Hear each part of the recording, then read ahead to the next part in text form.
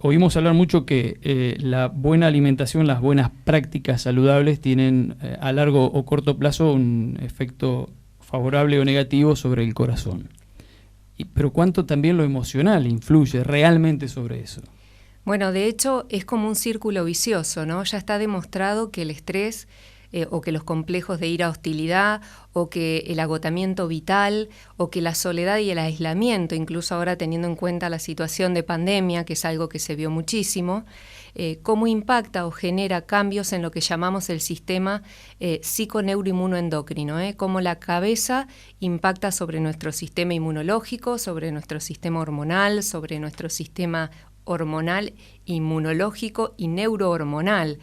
Y todo eso tiene una respuesta orgánica que lleva no solamente a que el centro de saciedad sea diferente, sino que también se desencadena una cascada inflamatoria en nuestro organismo que puede romper placas, generar eventos coronarios, ACV, eventos periféricos, que además lleva a comer mal, a dormir mal, eso aumenta el cortisol y con todo eso, no quiero ponerme muy técnica, pero para que la gente pueda entenderme, cómo se van rompiendo a partir de las emociones todos los ciclos de regulación hormonales y endocrinológicos que generan cierta estabilidad u homeostasis en nuestro organismo. Y como consecuencia de ello aparece la enfermedad o aparece la dificultad pronóstica para resolverla. Entonces, realmente las emociones hoy por hoy hay que ponerlas arriba de la mesa, hay que ver cómo tratarlas, cómo acompañarlas y por sobre todo cómo diagnosticarlas. Yo creo que el médico tiene que tener una escucha atenta, respetuosa, como para poder capturar más allá del síntoma qué hay detrás de ese síntoma, ¿no?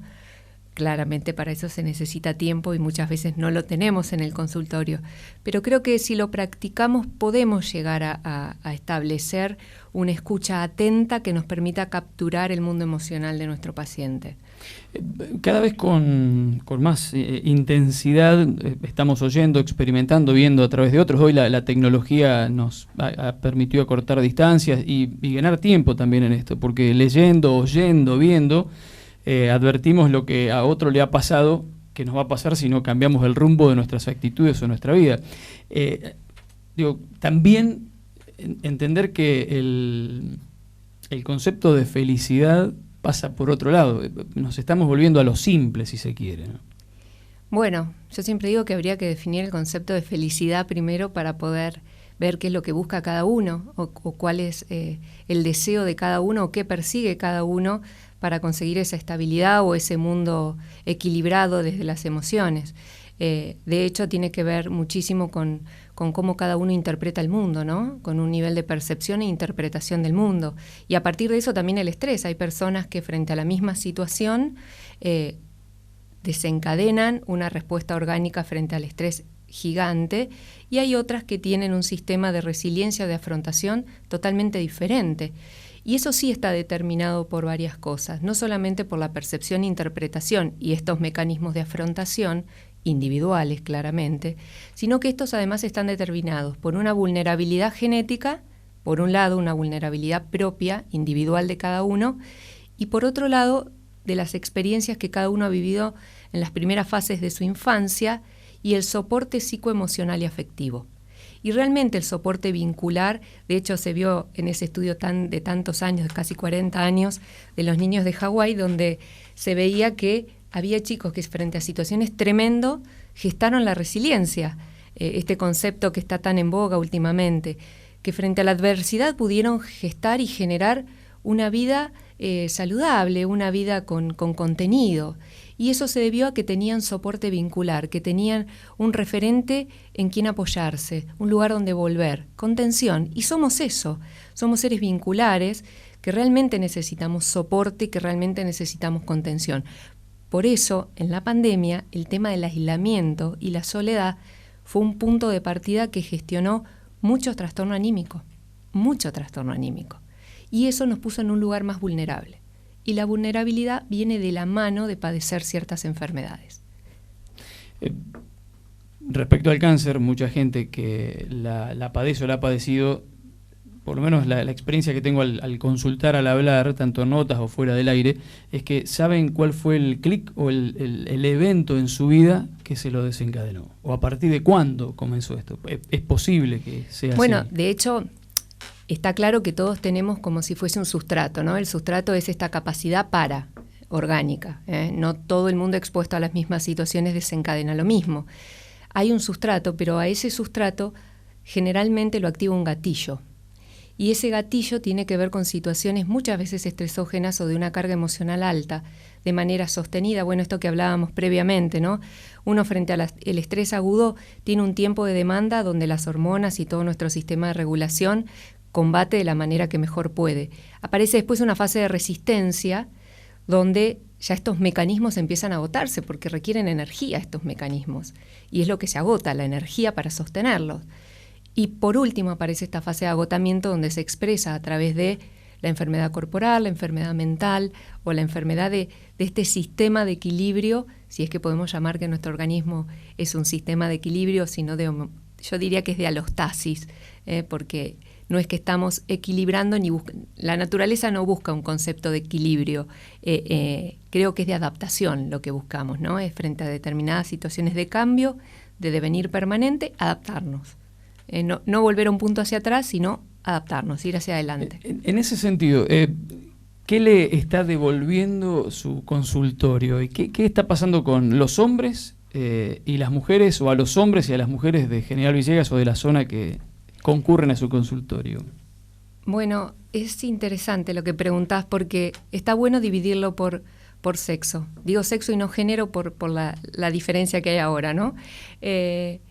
Creo que las mujeres, y particularmente es lo que siento en el consultorio, como vos decís, estuvieron atravesadas por más sobrecarga. Los múltiples roles que atravesó la mujer durante la pandemia fueron particularmente mucho más intensos que los que tuvo que atravesar el hombre. Probablemente el hombre entró en un pensamiento rumiante, esto del trabajo, la economía, el dinero, donde por ahí fue más introspectivo el trabajo, ¿no? O el agotamiento. En cambio, la mujer fue introspectivo y también hacia afuera, porque el mundo externo le demandó muchísimo. Tuvieron que ser maestras y ocuparse de sus niños, tuvieron que ocuparse de sus hogares, tuvieron que ocuparse de sus trabajos, tuvieron que ocuparse de sus adultos mayores. Muchas mujeres ese rol todavía es demasiado femenino. Por una cuestión histórica y cultural todavía las mujeres se ocupan de sus adultos mayores. Entonces, realmente fue una sobrecarga para las mujeres enorme. Y sí se vio, con mucho quiebre emocional. Esto fue atravesado en muchos puntos como una pérdida de gestionar lo que tenían ganas de hacer. Había que hacer otras cosas. Y como decíamos antes, eso uno lo puede sostener un tiempo, pero después aparece el agotamiento y se expresa a través del síntoma. Desde lo cardiológico, un poco esto, palpitaciones, desajustes de la presión, los colesteroles y los triglicéridos también fue un punto. ¿Por qué? Porque estábamos todos en casa cocinando. ¿Y qué se comió? Cualquier cosa. Lo que no comíamos nunca, y bueno, ¿por qué? Porque hay muchos de estos alimentos grasos, con más chocolate, con más grasas, fritos y lo que fuese, que calman mucho más nuestro cerebro. Entonces, frente a la ansiedad, fue una buena herramienta en un principio. Lo mismo pasó con el alcohol.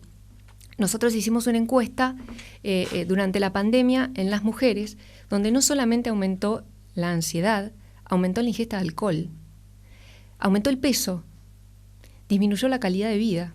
Y eso, los parámetros para medir la calidad de vida, sobre todo se evalúa en el nivel de irritabilidad, de percepción en cuanto a la preocupación y en cuanto al insomnio. Definitivamente apareció el insomnio como un desregulador del medio hormonal. Y esto tiene que ver puntualmente con que los horarios se corrieron, y al correrse los horarios el cerebro se desestructura en las rutinas de dormir. Y esto lleva como consecuencia una pérdida de la higiene del sueño, que ahora un poco en el consultorio la estoy trabajando con todos los pacientes que me plantean esto: no duermo. Bueno, pero no dormimos, ¿por qué? Porque perdimos la higiene del sueño. Nos estamos acostando más tarde, aproximamos mucho la cena a la hora de dormir, y tenemos que tener un espacio de más de 3 horas, comemos copioso a la cena, cosa que no deberíamos hacer. El entrenamiento es otro problema, porque hay gente que entrena muy de noche y hay que separar por lo menos 6 horas el entrenamiento de la hora de dormir. Tenemos un pensamiento demasiado rumiante, entonces nos llevamos los problemas a la cama. Y dejo casi al final el temita de la pantallita. La luz azul, la pantalla y la estimulación que se genera en nuestro cerebro activa áreas que impiden que podamos tener un descanso profundo. ¿Qué es lo que estamos viendo? Que la gente duerme pero no alcanza la profundidad del sueño. El sueño tiene como dos fases importantes, una que llamamos REM y no REM. No me quiero poner muy técnica, pero son importantes estas fases porque unas determinan un sueño más superficial, que no es reparador. Y la fase más profunda es la que se necesita para gestionar lo que es la reparación hormonal, inflamatoria y sobre todo la psicoemocional. Es como si fuese, cuando uno profundiza el sueño, es como si pasáramos la escoba en el cerebro, y pudiésemos sacar todo lo que genera presión, lo que genera preocupación. Si no alcanzamos esa fase de profundidad de sueño, básicamente nos levantamos sin descansar lo suficiente, sin limpiar lo suficiente, sin gestionar la reparación hormonal y neuroinmunológica y endocrinológica que genera el sueño. Reparación celular. Esto tiene consecuencias orgánicas directamente en el corazón. Bueno, de hecho, yo formo parte, soy miembro del Consejo de Aspectos Psicosociales de la Sociedad Argentina de Cardiología y del área Corazón y Mujer. Y tuvimos un Ateneo, hará 2 semanas del sueño. Y al final de la charla con todo el Consejo, una de las propuestas que tenían desde la Sociedad Argentina de Cardiología, por toda la evidencia que presentamos en ese Ateneo, es que incorporar el insomnio o los trastornos de insomnio como un factor de riesgo cardiovascular, porque está demostrado que aumenta no solamente la inflamación, el estrés oxidativo, que genera placas, que se rompen las placas más frecuentemente en personas que duermen menos de 6 horas. Y te puedo asegurar que las personas, en su mayoría, te diré 3/4 de la población, sobre todo el adulto mayor, duerme menos de 6 horas. Ni hablemos que la pandemia desestructuró muchísimo. Y otra cosa que es muy importante, que la gente no consulta por trastornos del sueño. Ya se va a pasar, tomo algo. Entonces no podemos revisar nunca sobre la higiene del sueño y ver cómo acomodarla. Cuando usted habla higiene del sueño, si la traspolamos a nuestra cotidianidad, es lo mismo que vivir entre la mugre. Exacto. Por eso el término higiene. Sí, porque no nos permite gestionar o no nos permite reacomodar. O sea, el sueño forma parte de la regulación de nuestro organismo, no es un accesorio. Y mucha gente me dice, no, pero yo alcanzo aproximadamente las 6 horas con la siesta, de 1 hora y media. No. ¿Por qué? Porque un sueño saludable no solamente tiene que ser profundo, sino tiene que ser continuo, no tiene que haber microdespertares. Los microdespertares hablan sobre todo de la superficialidad del sueño, ¿no? Esas personas, me levanto 3 veces a orinar. No está bien, porque esos microdespertares no permiten cumplir el sueño en todo el ciclo completo. El ciclo completo del sueño es de aproximadamente 90 minutos, la fase REM y no REM. Tenemos más o menos 4 o 5 de estos ciclos completos para poder hablar de un sueño sano o saludable, ¿sí? Si uno se despierta 3 veces en la noche, no alcanza a llegar al sueño profundo en ninguno de los ciclos. Los adultos mayores que tenemos hábitos, oyéndola atentamente, que van en contra de lo que la naturaleza indica, es bueno a los niños de muy chiquitos, tan importante como enseñarles a ser buenas personas, etcétera, tener estos hábitos. Esto es hábito saludable. Bueno, de hecho, yo creo que todas las mamás en las primeras fases, digo las mamás porque son las que nos ocupamos de esas cuestiones en las primeras fases del sueño de nuestros hijos, que es desordenado al principio y que tenemos que buscar un equilibrio en los chiquitos, ¿verdad? Entonces generamos rutinas. Esas mismas rutinas que el cerebro necesita para poder gestionar un sueño saludable, necesitamos también como adultos. Cuando rompemos esas rutinas, el cerebro se encuentra frente a una nueva o a un desequilibrio que tiene que readaptarse. Pero esa readaptación, si no es saludable, va a tener un costo.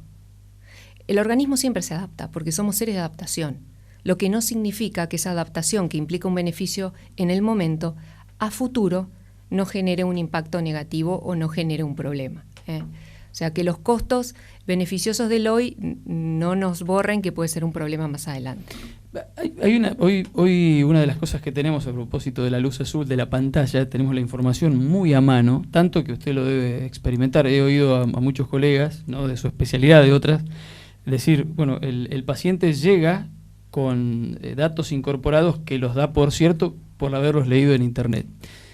Lo que digo es lo siguiente: el hecho de tener tan a mano cualquier información que despeja cualquier duda, certera o no, verídica o no, no también va haciendo que nuestra tranquilidad se vea alterada o la vayamos perdiendo, porque tanta carga de información a las redes sociales, no necesariamente de nuestro interés, porque se nos aparece por delante un montón de contenido a veces innecesario. Eso no va también en contra de lo que llamamos infonemia.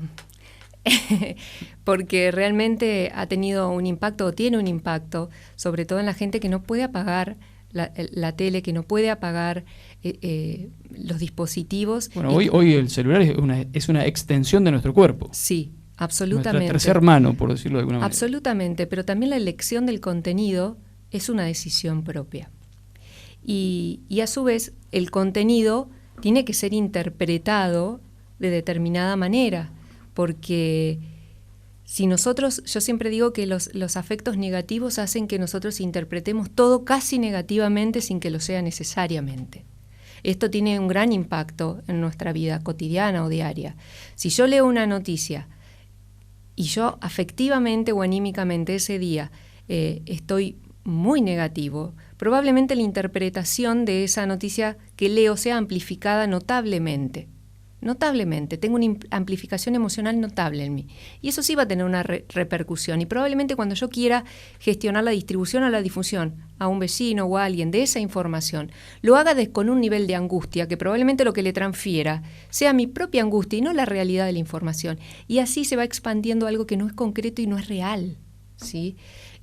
Más allá que esto del bombardeo de información, que mucha información es real, tiene que ver con cómo la internalizamos y cuánto se gatillan nuestros miedos, cuánto de esta información termina siendo un estresógeno para nuestra vida. Entonces, cuando sentimos que esto es así, bueno, a lo mejor hay que cambiar de canal, a lo mejor hay que leer otras noticias, o a lo mejor hay que simplemente actualizarse sin bombardear nuestro cerebro de tantas noticias negativas. De hecho, hay un estudio que se hizo en Estados Unidos con respecto, es un estudio muy grande, que analizó las palabras de los tweets. Usaron un algoritmo para análisis de palabras negativas. Y le hicieron un seguimiento a esas personas a través también de los sistemas de salud. Fue un estudio muy grande, donde vieron que las personas que utilizaban más contenido de palabras negativas tenían más eventos cardiovasculares. Lo presentó Tajer en su libro Alegría del Corazón. Para tener esto como presente, ¿no?, la importancia que tiene con qué recursos atravieso yo la complejidad de la vida. ¿Sí? Y si no tengo esos recursos, si no tengo esas herramientas, bueno, a lo mejor es el momento de salir a buscarlas.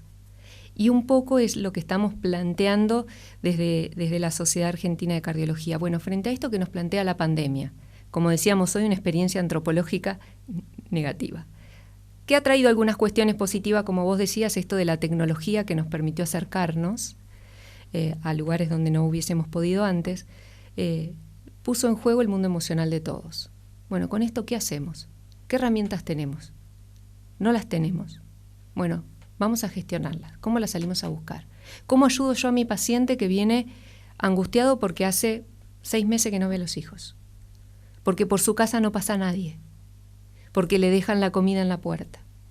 Porque hace 1 año que no abraza a nadie. ¿Qué hacemos con esa gente? ¿Qué le decimos? ¿Aguante?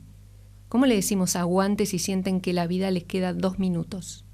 ¿Cómo no va a gestionar angustia? ¿Cómo no va a gestionar ansiedad? ¿Cómo no va a gestionar estados depresivos? Claro que va a pasar.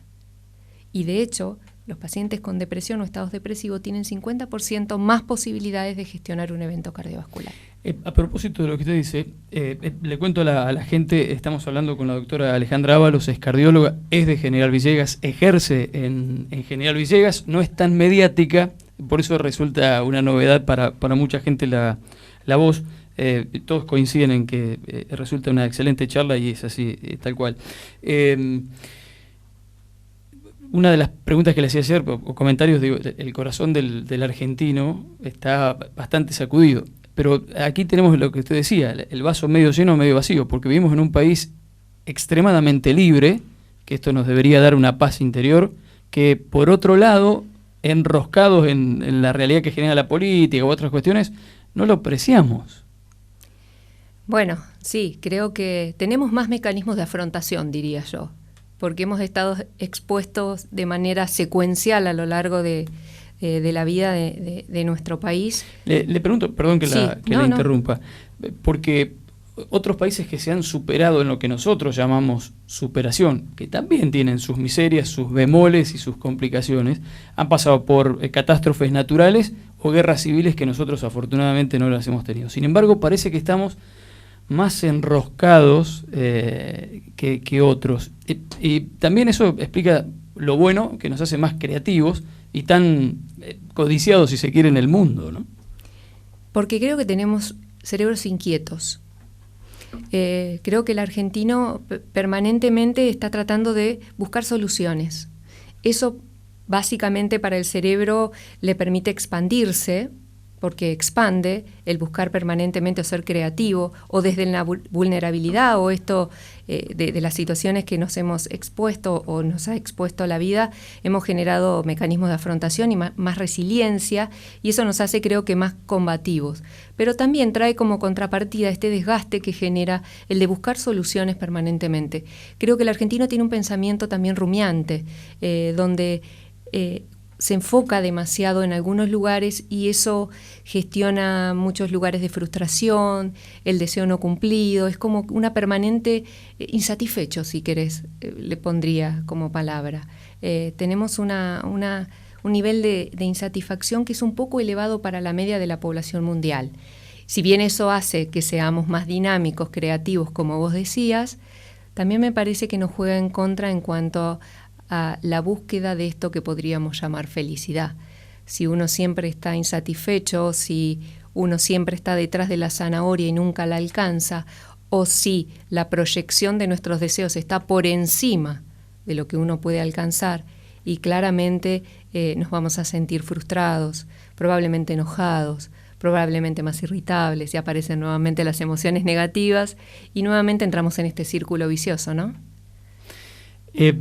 A muchos les impacta una gran bronca, como una opresión en el pecho, y a otros un ardor en el estómago, ¿no? Está geográficamente muy cerca uno de otro, digo, pero ¿cuál es la diferencia en el impacto de uno de otro y las consecuencias que puede tener uno y del otro? Es interesante lo que vos decís, porque si bien nosotros tenemos como protocolizado lo que es en la clínica o en la anamnesis cuando le consultamos a nuestro paciente ha tenido dolor de pecho, el infarto tiene, o la angina de pecho, o cualquier evento isquémico, tiene distintas maneras de presentarse. Y acá vuelvo a hacer una diferenciación en el hombre y en la mujer. La mujer tiene síntomas o clínica bastante más solapada que el hombre. De hecho, tenemos un concepto que se llama disnea similangor, en el cual podemos tener agitación y fatiga sin tener dolor en el pecho y estar cursando un evento. Sobre todo estamos hablando de la mujer. Pesadez en los brazos, una mujer que camina y se agita o se cansa. Y en el hombre, como vos decías, es más característico el dolor opresivo en el centro del pecho, irradiado a los brazos, a la espalda o en el abdomen alto. Esto como una acidez, pero no puntualmente acidez, porque cada uno que ha atravesado un infarto reconoce perfectamente que ese dolor es distinto a cualquier otro que ha tenido, y es un dolor que no calma y que nos genera desasosiego. Nuevamente aparecen las emociones. Cuando hay dolor abdominal alto puede estar acompañado de sensación de náuseas, de mareos, o sea, no es solamente un síntoma, sino que es un complejo de síntomas que aparece y en la cual uno debería estar muy conectado o muy receptivo para poder darse cuenta. Es muy difícil que alguien no consulte cuando tiene un dolor de estas características, porque es algo distinto.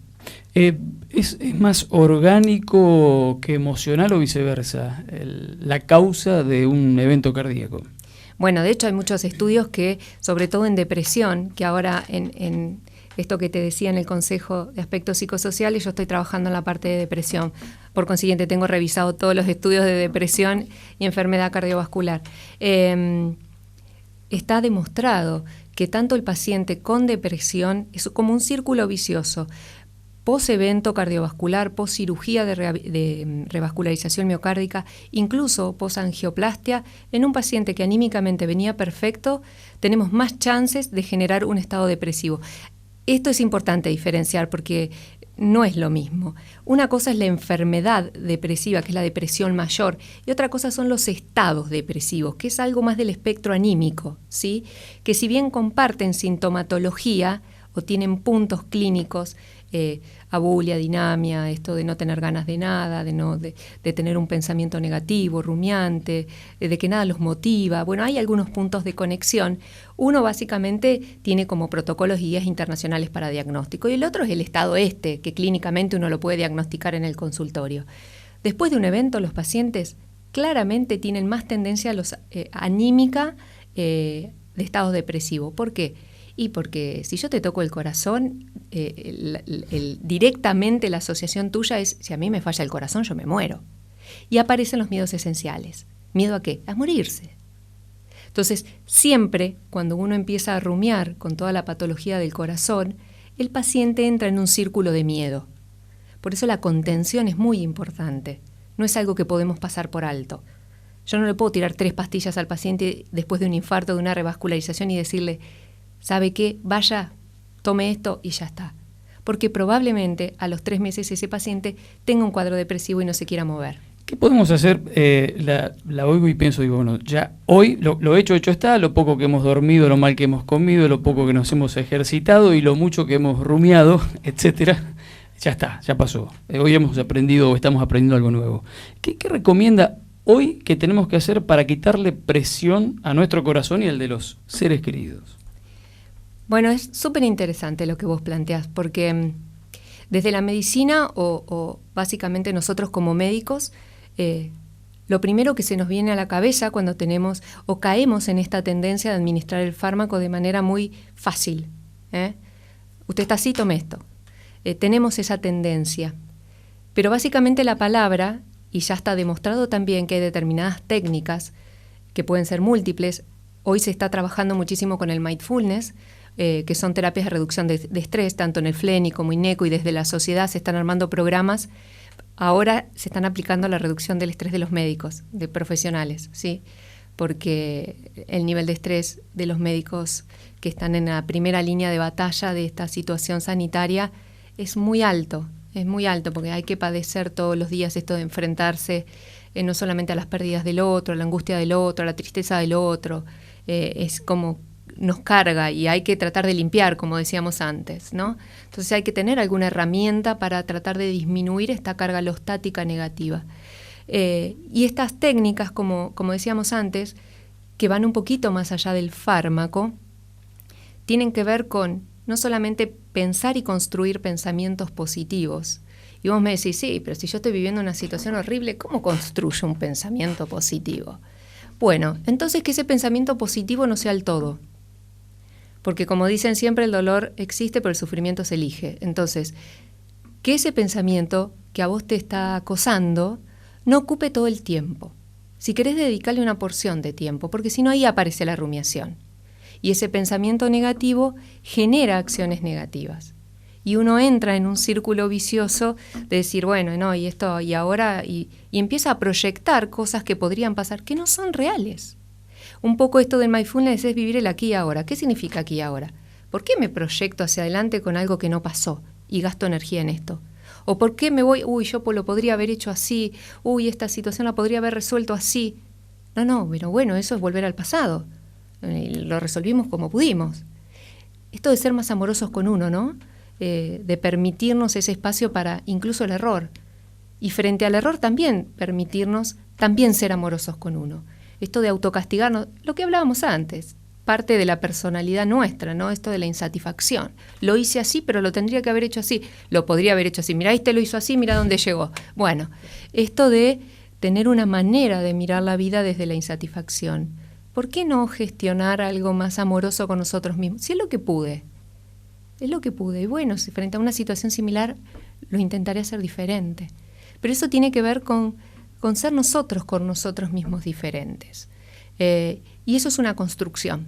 un proceso si querés. Como todo proceso lleva tiempo y como todo proceso requiere práctica.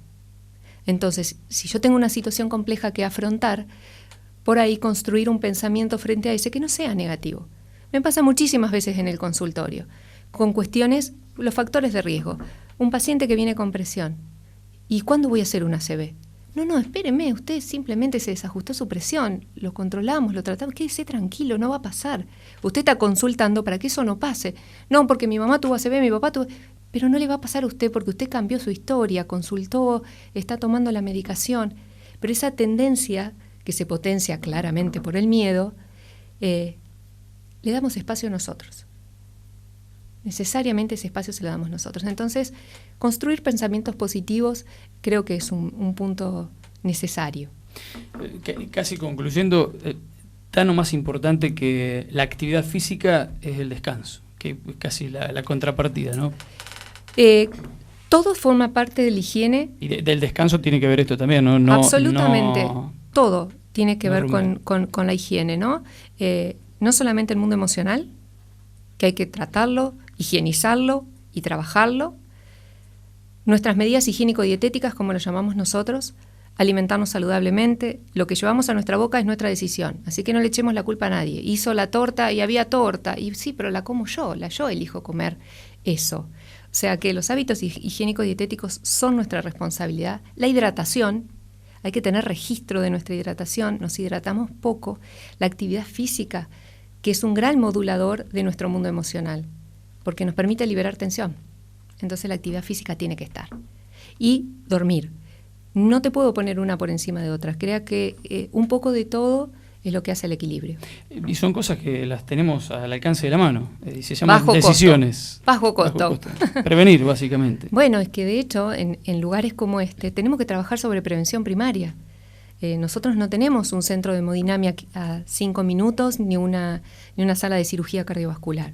Nosotros tenemos que trabajar en prevención primaria, que la gente sepa los números. Hay que conocer los números. Parte de la encuesta nos reveló esto, que las mujeres no tenían ni idea qué colesterol tenían, no tenían ni idea el azúcar en sangre que tenían.